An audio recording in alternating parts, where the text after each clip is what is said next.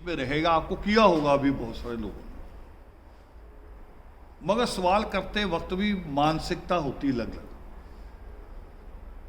एक सवाल हम करते हैं कि जिज्ञासा के लिए कि जी आपने यहां चौखट लगा दी, वहां चौखट नहीं लगाई, जानकारी के लिए कि जी वो खाली क्यों छोड़ दी।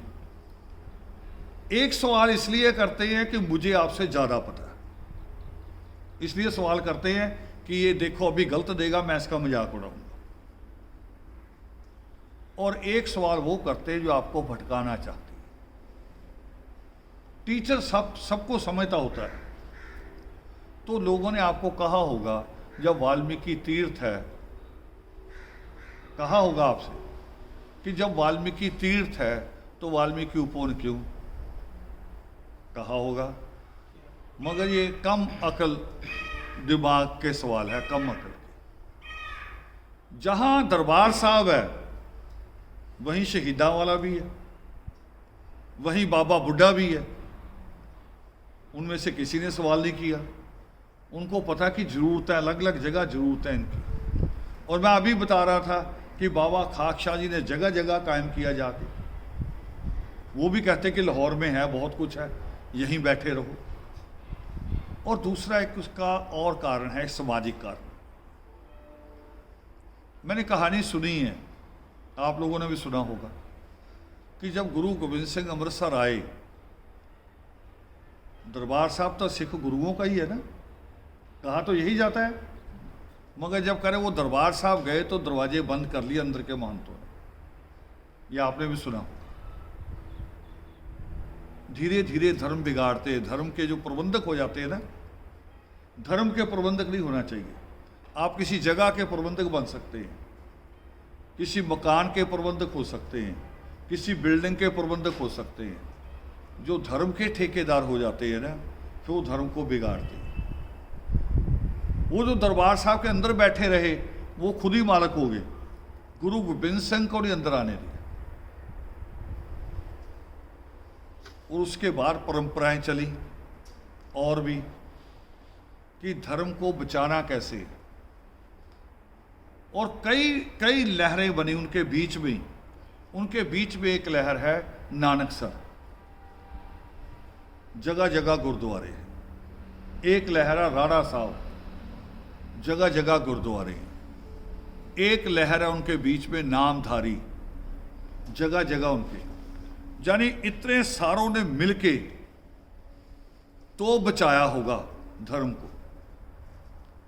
इतने सारे लोगों ने मिलके कि बचाया कि सिक्खी किसी तरह से बची रहे, लोग भटकेंगे। और ज्ञान का भी एक तरीका होता है कि ज्ञान किसी को कहीं से ने कहां से लेना है, किसी ने कहीं से लेना। किसी को पूरा ग्रंथ पढ़ के भी ज्ञान नहीं होता। पूरा ग्रंथ पढ़ लेते हैं तब भी कहते समझ में तो आया नहीं कुछ। और कुछ लोग ऐसे होते हैं जो एक लाइन से ज्ञान ले लेते हैं। जैसे शेख फरीद, मैंने कही ये बात कई बार। शेख फरीद एक बार घर से निकले और उनके कुछ साथी भी चल पड़े उनके साथ। कह रहे आज एक बड़ा दीवान लग रहा है, बड़ा योगामृत है, चलो वहां से कुछ सीख के आते, कोई ज्ञान की बात मिले। रास्ते में जा रहे थे अभी, और एक औरत अपने घर के बाहर गली की सफाई कर रही थी। घर का जो बाहर का हिस्सा औरतों को होता है, ये भी साफ है। वो बड़ा बड़ा हाथ घुमा रही थी झाड़ू को। जैसे हाथ घुमाए शेख साहब कभी इधर आ जाए, फिर वो हाथ इधर घुमाए वो इधर आ जाए। तो औरत ने झाड़ू रोक लिया और बोली कि शेख साहब एक तरफ हो जाओ, नहीं तो मिट्टी पड़ जाएगी।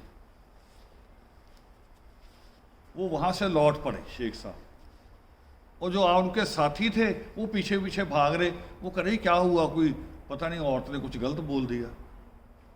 जो पुराने वहम, कोई अपशगनी हो गई, कोई गलत आदमी माथे लग गया ना, सामने आ गया।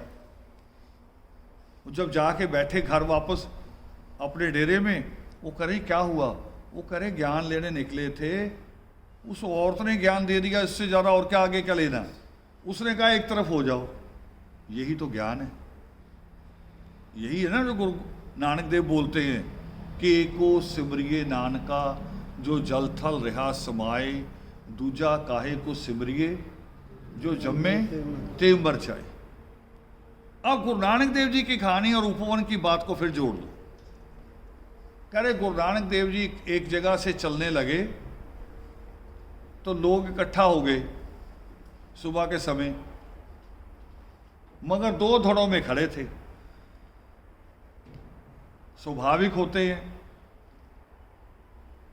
और चलते वक्त उनको कह रही हमें कोई हुक्म दे जाओ, ज्ञान दे जाओ। तो कह रहे गुरु नानक देव जी ने क्या जवाब दिया? जो अच्छे थे एक तरफ खड़े थे, अच्छे अच्छे लोग शरीफ, उनको कह रहे भी तुम बिखर जाओ, उजड़ जाओ, शब्द बोलते उजड़ जाओ।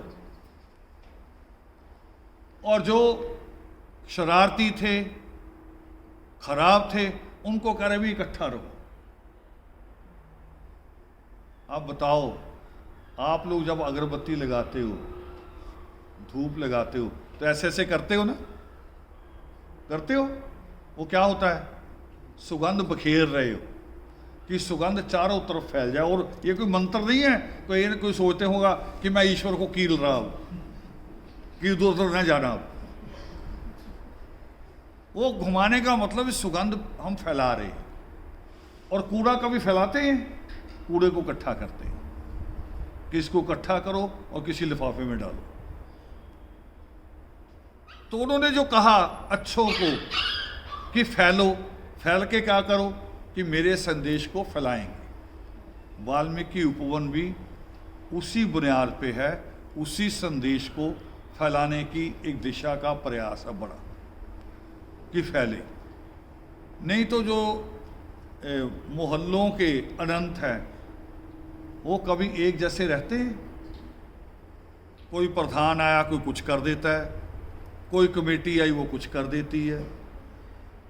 ऐतिहासिक मंदिर है, मैं तो पाकिस्तान की बात कह रहा हूं, हमारे यहां हो रहा है। जलंधर का ऐतिहासिक जगह जहां से बड़े आंदोलन चलते रहे हैं, पूरे पंजाब के आंदोलन, आली मोहल्ला पूरा मंदिर खराब कर दिया। पता नहीं कैसे मूर्ख प्रधान चुनेंगे। परमात्मा के आसपास पूरी सर्कस लगा दी देवी देवताओं। और क्या सोच के लगाते? कह रहे जी यहीं जाएंगे तो फिर बाहर नहीं जाएंगे। कभी देखी वहां लाइन लगी हुई? जाता तो भी कोई नहीं।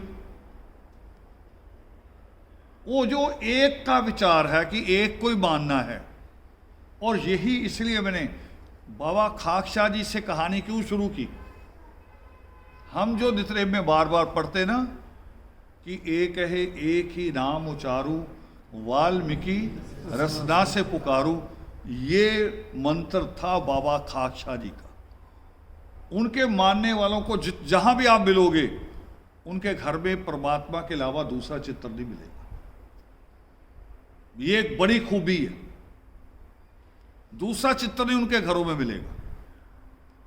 वो केवल उनका विश्वास परमात्मा पे है, एक ही जगह। इसलिए मैंने कहानी वहां से शुरुआत की थी। और यही जो धर्म समाज की बुनियाद रखी गई, वो भी इसी बिना पे रखी गई थी कि हमने वाल्मीकि धर्म कायम करना है।